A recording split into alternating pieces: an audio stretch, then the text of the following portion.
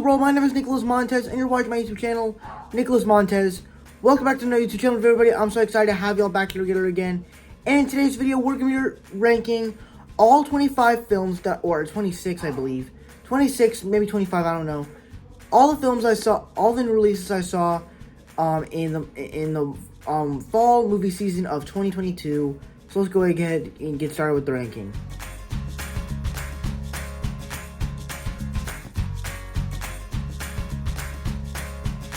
Alright, now I'm not going to say that this movie was particularly bad, but it definitely was not the best. It had some interesting parts to it, but honestly, it just wasn't really a movie that I liked all that much, so it comes in last place.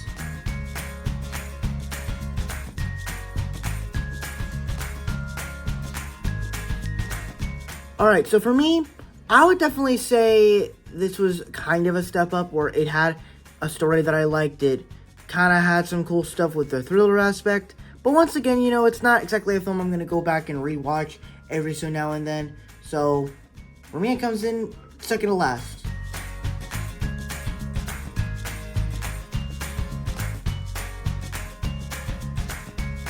Now, for me, this was actually an interesting film, and a lot of people seem to like, at least a lot of my friends tended to like, really want to watch this movie, and I'm like, why?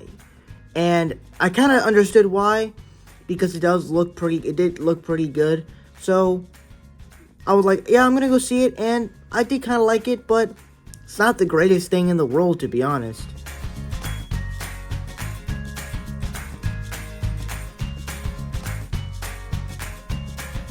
Okay, now once again, I know that this is probably the latest recent film I really saw, but I just want to say once again, I don't hate this movie. It's not that I don't hate it. I do like the film.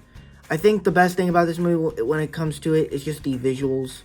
Everything about the way they made this movie was just incredible. I will say, and then of course, you know, you got some great action sequences. You get some nice rapport with our characters.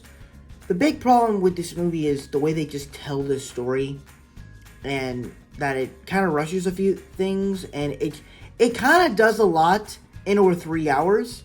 And it's like, you feel like that if it's 3 hours and it took 13 years to make, then it would be a great film. But it's not. And that really frustrates me a lot. So I'm like, bruh. And like, there's so many confusing parts. The movie is very fast paced. And I'm like, bruh, just take its time. Let it tell its story, so we can at least have fun with the action. And that's the thing, it's like, it almost felt like a Fast and Furious film, where it's like, I feel like it never took its time, and it just kept rushing to the next action sequence. Now granted, the action scenes in this movie are amazing, and I feel like the first film actually told a much better story, even though it was kind of the same thing as like Pocahontas or something, but it actually told that film, the first Avatar told a much better story. Now I will say this.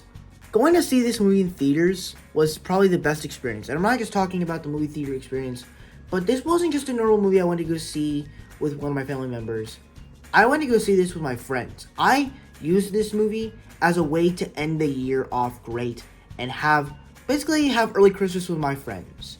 And if any of you guys are watching this, if you ever come across my channel, if you're watching this part of this video, once again, thank you guys for coming. I really appreciate it. I had a lot of fun seeing you guys, reuniting with you guys. It was all fun. Thank you. Hopefully we can do something like that again, because it was really fun. And hopefully with more people. So yeah, that's pretty much my thoughts on Avatar: The Way of Water.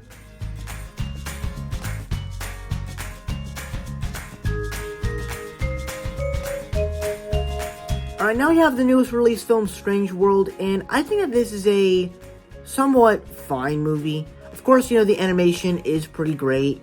And I kind of like that it has this unique style with its adventure side.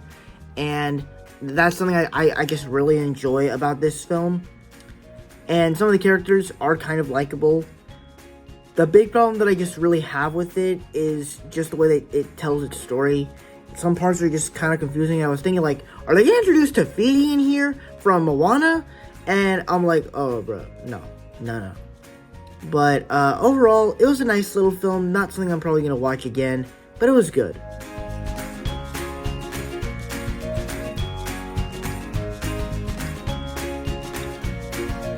Now we have Black Adam, and once again, I think that this is a pretty good DCEU film. Now, after the multiple news that we've gotten of this film with Henry Cavill not returning as Superman, but then he came back again, and then Black Adam's not going to be played by... Black Adam's not going to be in the DCEU anymore, but he will be explored through the multiverse. Besides all that news of what's been going on, the movie itself is pretty good. The action scenes are amazing. The characters with the Justice Society of America is pretty cool.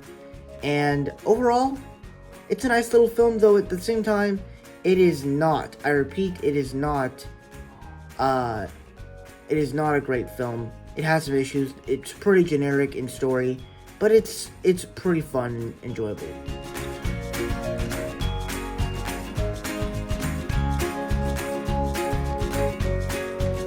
Now, Rosaline just reminded me a lot of, like, Enola Holmes, and it was kind of fun. Not exactly the best film ever, but it was enjoyable enough.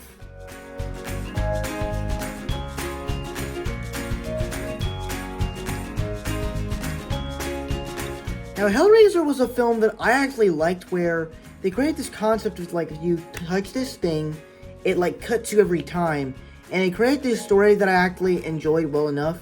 But it wasn't my favorite film of this season.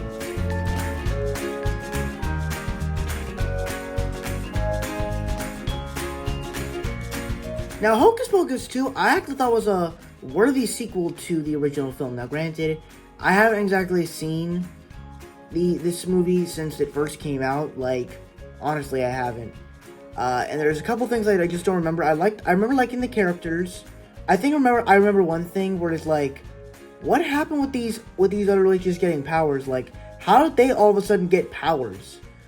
But I mean, besides that, it's campy. It's great to see all the Sanderson sisters again in Salem, causing chaos across Salem. And it's just a nice, fun time for these characters.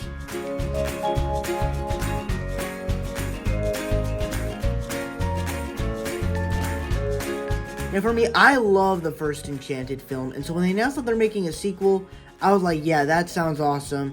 And the trailer for this movie seemed like it was going to be an awesome film, and it kind of disappointed me a little bit, where, now obviously there's things in this movie that I did like. It, of course, did what I expected, where it basically kind of took different parts of fairy tales and made it into its own story with these own characters, and I thought it told a story that was that had stakes, that you felt for the characters, and overall, it was actually a fun time.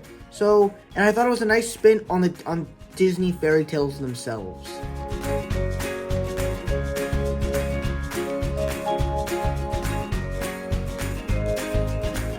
Now, the new Night at the Museum film, I think, is a really pretty good film.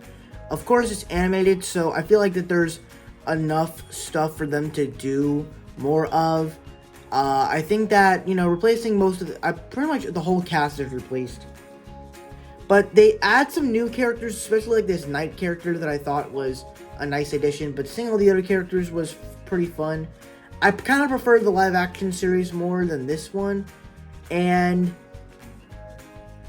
sorry, I'm tired.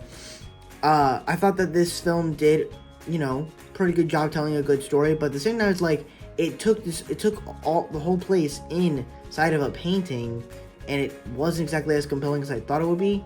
So it's kind of my thoughts on Night at the Museum. Kuhmanrah rises again.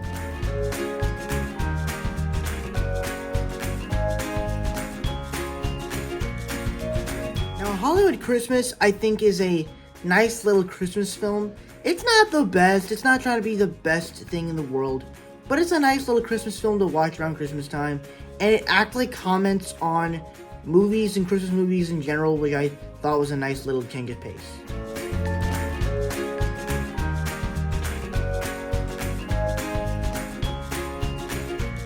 Now, once again, this is another satisfying, heartfelt Christmas movie where you basically get this superstar who has a big fan, and she wants to make a Christmas album, and so she has like these little interactions with this with his dad and his daughter, and it's just, first off, it's just sweet.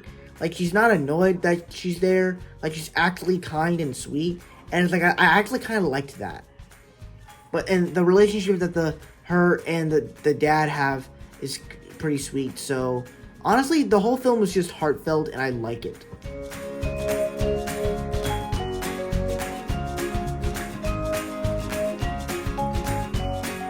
So we're finally seeing Lindsay Lohan back on the small screen, and I thought this was actually a nice little film to get her back in the spotlight. I think she actually had some good rapport with the other cast, as she was the person that fell down this big mountain, and she kind of forgot everything. It's a nice little type of story, except it's not exactly the best story you want to tell in a year like this. But overall, I thought it was a film that worked well enough for the day and age we are in. So I really liked it, and I thought it was a pretty good film.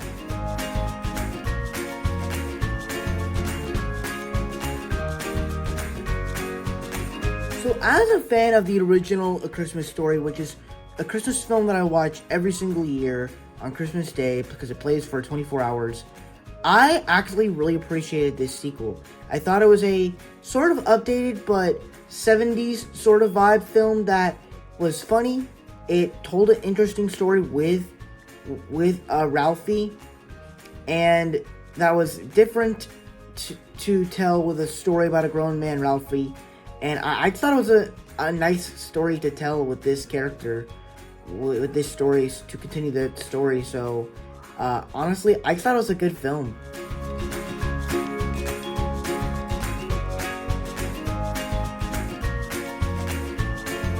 Now, honestly, this reminded me a lot of like Christmas mystery movies, and honestly, this movie just was really good. Where it also just kind of it had a mystery that I was interested in, and who exactly stole the bells.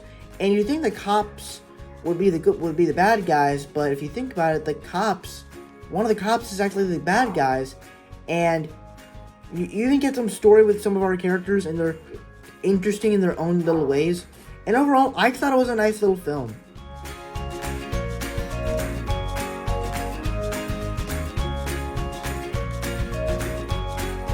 Now, Enola Holmes 2, I just thought did what the original film did, except better. I thought that it improved on the action, it improved on the story, it improved on the characters, and then of course I think the best thing is you just want to see more of Henry Cavill as Sherlock Holmes, and because he's not playing Superman anymore, there's either three things he could probably go back to. Either, one, go back to being in The Witcher, two, get cast as an MCU role like Hyperion or or Captain Britain in the MCU, or three, he can go and play Enola Holmes in Sherlock Holmes in a Henry Cavill Sherlock Holmes movie. That's kind of what I wanted to see, since he's not playing Superman anymore. But yeah, that's pretty much what I think, and I really want to see a Henry Cavill-led Superman film.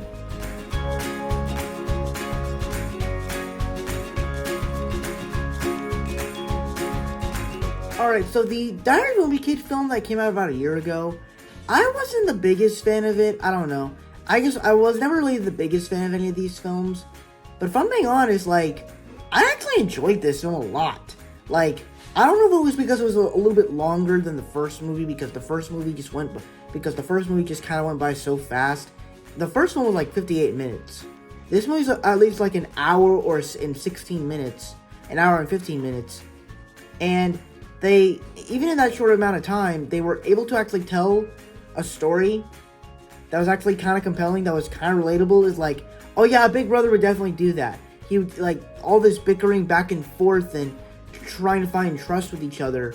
And then, of course, it also even pays great tribute to, I forgot his name, the guy that played Carl from Up. Hang on, let me look up his name.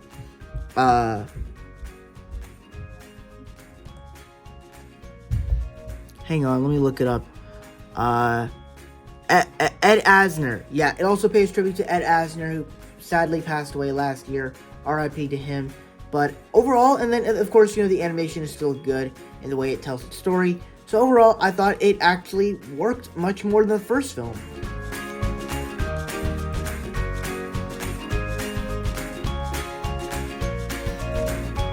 Now, this was a film that I thought actually worked surprisingly well, where it just tells this story of this kid who just grows up with this old man, and he's just not doing the best he is. Like, he's dying. This old man is dying, and he's teaching him with cell phones, and it's just kind of heartwarming in a way, but also kind of sad. And so, I guess you could say it is kind of emotional. So, overall, I did like the film, though.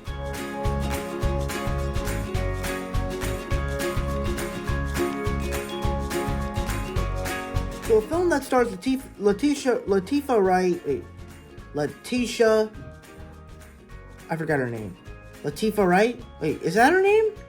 No, wait. No, I'm thinking of Letitia Wright. Queen Latifah. Yeah, Queen Latifah. Why was I saying Letitia Wright? No. I'm talking about Queen Latifah and, hang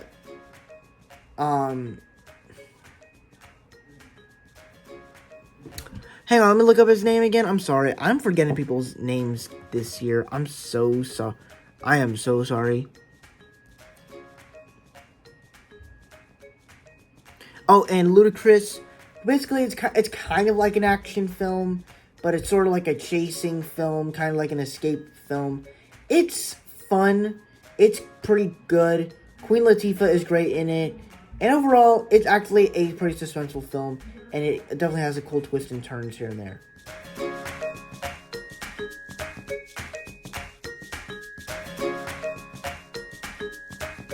Now, I know a bunch of you hated the remake of Pinocchio. I, for one, just was not that kind of guy. I liked Pinocchio. Granted, the original film is still better, but I liked the new one. I just thought it retold the story where I actually had fun with it. It was kind of like Lion King, where I feel like that they told the same story, but at the same time, I'm not saying I don't have fun with this, because I like the original story. So why would I not have fun with this for a new story? Except it's not the new story, it's just the same story, just in live action. With this one, I feel like they retold the story, but made it fun in a way where it was kind of different, where, yeah, Pinocchio has superpowers and stuff. I guess you could say that's a little bit weird. And, the relationship between him and the puppet, and the girl puppet, I thought was kind of cool. Though, the thing with her taking over Stromboli's place was kind of went too fast. I overall thought it was a pretty good film, and I actually liked this remake of Pinocchio.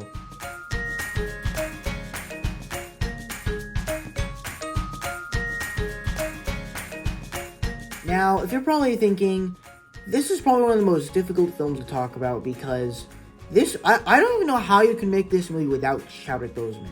This movie had such a difficult hand because of the passing death of Chadwick Boseman. And so, while we were all mourning, everybody was thinking, like, how is this film going to happen without him? How are you going to do this? And somehow, they managed to still make a film. Like, look, he's right behind us. See?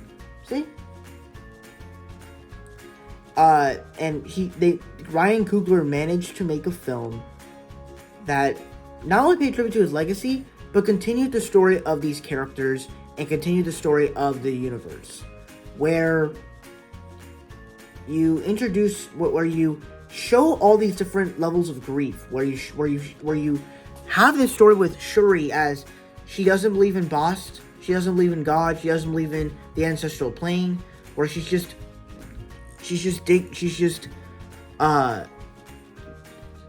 letting her get stuck into her technology, and it's just crazy, man. And even then, even with what they do with Okoye, as she gets stripped of her Dora Milaje role, Nakia, as she becomes like the mother, and we actually find out that T'Challa has a son, or even when Ramonda dies, it's actually pretty emotional, and I actually almost cried in that scene. The stuff they do with M'Baku is, of course, funny. I love the introduction to Riri Williams as Iron. I love the introduction to Dominic Thorne as Riri Williams, Ironheart. I'm excited to see her in the Ironheart series. And then, of course, I love the introduction to Namor and Talokan. I thought that was great, and I want to see more of them. And overall, it did a great job of continuing this story of the first film. Like, it didn't feel like a sequel to an MC, like to Avengers Endgame. It felt like a sequel to the original Black Panther, and it managed to tell a great story to the original film, but also pay tribute to Chadwick Boseman's legacy, which I thought was fantastic.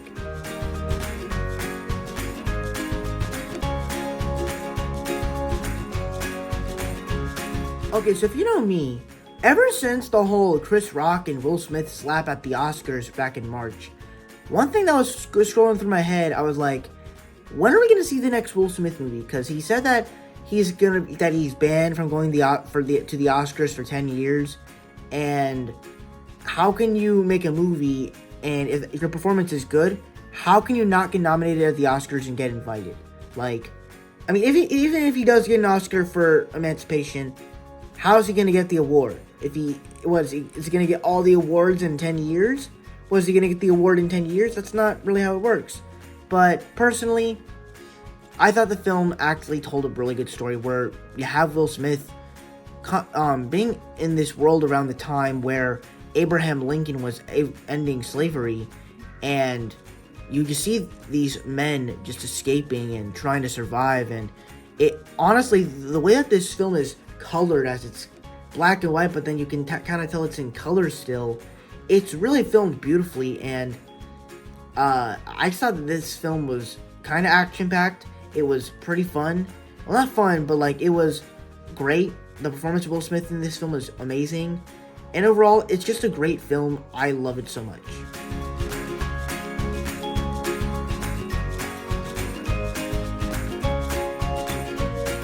So, when they announced that they're making an Orphan sequel to my favorite horror film of all time, I was thinking like, y'all are crazy.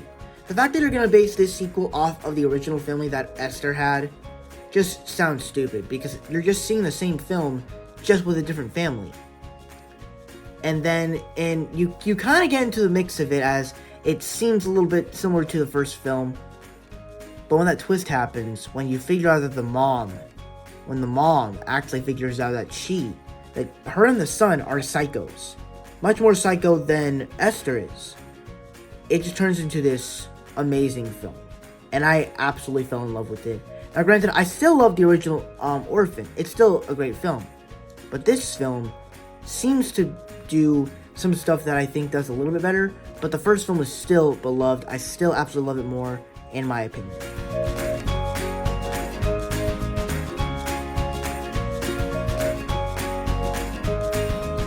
Now, Halloween Ends, I think both this one and Halloween Kills are both my guilty pleasure films. That's why it's at the top. It's kind of at the top of the list. But personally, I thought this was a great film. Personally, it's not like a top tier film or anything like that, but it's definitely a film that I enjoyed, and it actually kind of told a good story. But at the same time, as it is the final film in the Halloween franchise, would this be the film I would have ended it with? Like, would this be the story I would have ended the franchise with? Probably not. But it actually told a good story. I think it actually told a pretty good story. Except that story seems more like it could have been for like a fan fiction Halloween film rather than the finale, because it doesn't really focus on Michael Myers at all. So overall, I liked this movie, but I like it because of the kills and the enjoyment that I get out of it, not exactly the plot or anything.